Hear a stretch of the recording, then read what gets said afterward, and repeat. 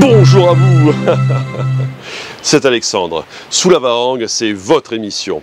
Sous la Varangue est une émission culturelle consacrée à l'art, aux traditions, à l'histoire et à l'événementiel. Aujourd'hui, nous retournons au Startup Weekend 2024 et cette fois-ci, on va s'intéresser à un projet qui consiste à initier les enfants au monde de l'entrepreneuriat et c'est tout de suite dans Sous la Varangue.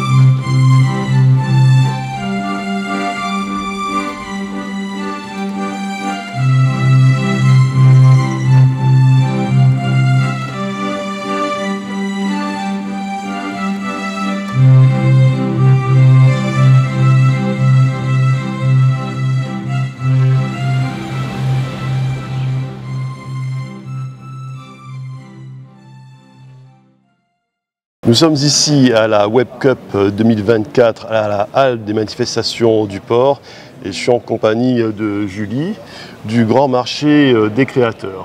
Bonjour, moi c'est Julie Miller-Osga. Je travaille au service événementiel de la Web Cup et la Web Cup est une association qui s'occupe à la fois de l'inclusion numérique et de l'inclusion entrepreneuriale. J'ai la chance de pouvoir mettre en place le tout dernier événement de la Web Cup qui s'appelle le Grand Marché des Petits Créateurs. Alors, ce Grand Marché des Créateurs, en quoi consiste-t-il? Alors, le Grand Marché des Petits Créateurs s'adresse à tous les enfants et à tous les adolescents. C'est le nouvel événement de l'association Web Cup et nous voulons proposer à tous les enfants et les adolescents de créer leur mini-entreprise d'un jour. D'abord, il faudrait définir la Web Cup pour nos téléspectateurs. Alors, la Web Cup, c'est un concours de création d'entreprise sur 54 heures. Alors, voilà. La Web Cup, c'est le nom de l'association. Ouais, le nom de l'association, voilà. Tout à fait. Voilà. Et là, aujourd'hui, nous sommes sur le Startup Weekend, donc, qui est donc la possibilité de créer des entreprises en un week-end pour les adultes. Et c'est pour ça que nous avons voulu créer l'association Web Cup, un autre événement donc, qui est indépendant du Startup Weekend et qui permettra justement aux enfants, eux aussi, voilà, de pouvoir jouer avec l'entreprise. Voilà, c'est un événement Startup Weekend réservé aux plus jeunes en fait, jusqu'au lycée il me semble. Tout à fait. Ouais, jusqu'au lycée, donc jusqu'aux petits et moins jeunes on va dire. Voilà. Et alors la Web Cup, c'est toujours lié au net, à Internet, mais là ça sera, comme c'est pour les enfants, ça sera moins lié aux créations web justement. Tout à fait. Alors la Web Cup en fait a deux volets, on va dire. On a un volet qui est vraiment exclusivement numérique et on a un volet qui est justement entrepreneuriat projet. Et effectivement, c'est plutôt sur ce volet que nous avons placé l'événement des plus petits. L'avantage de pouvoir réaliser des créations faites main à base de matériaux réutilisables, recyclables, c'est que c'est accessible à tous. Donc peu importe l'âge, mais peu importe aussi les moyens qu'on peut avoir autour de nous. Alors justement, ce Grand Marché des Petits Créateurs, comment va-t-il se dérouler? Alors, il est adressé donc à la fois aux associations qui veulent faire participer des groupes d'enfants, mais aussi aux écoles et encore à tout parent qui voudrait proposer à ses enfants cette petite expérience, cette petite aventure. Il va se dérouler sur plusieurs journées immersives. Les journées peuvent être organisées comme on le veut. Ça peut être une journée de temps en temps, ça peut être une semaine de vacances. Il y a différentes petites notions à découvrir, de manière bien sûr facile et ludique, adaptée aux enfants, aux adolescents. Okay.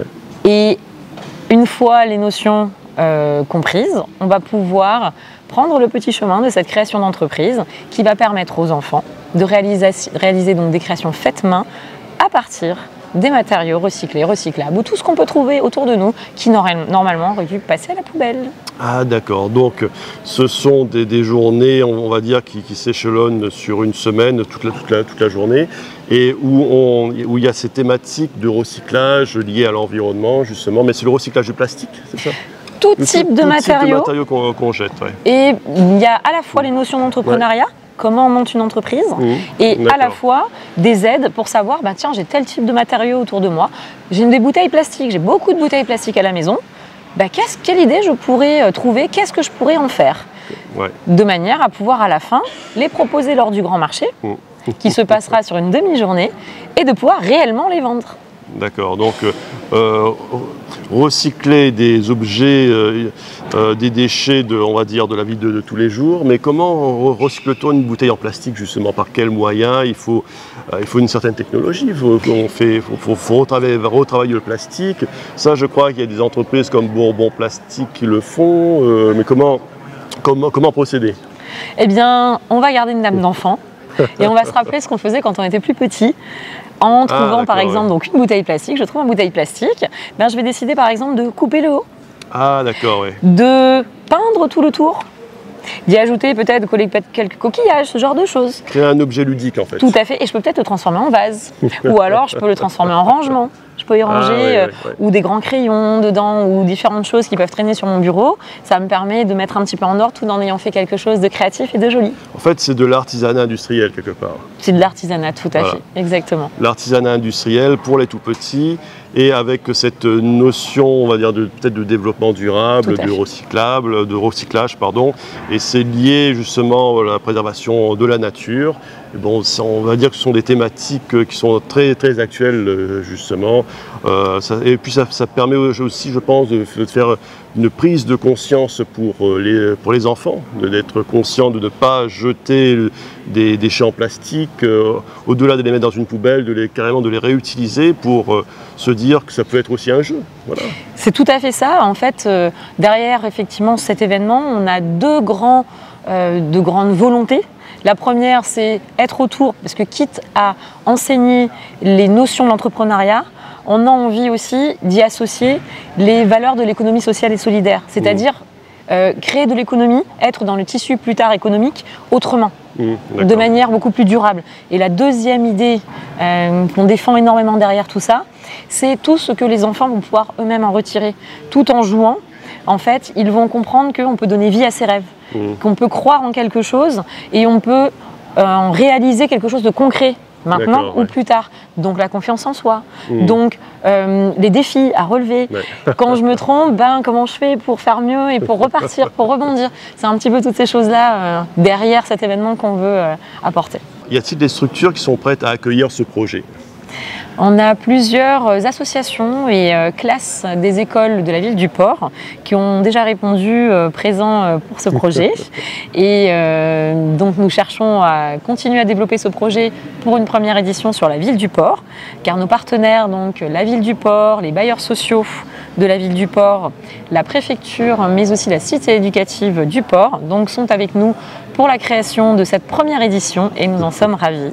Quel est le calendrier pour le déroulement des opérations pour cette nouvelle association ?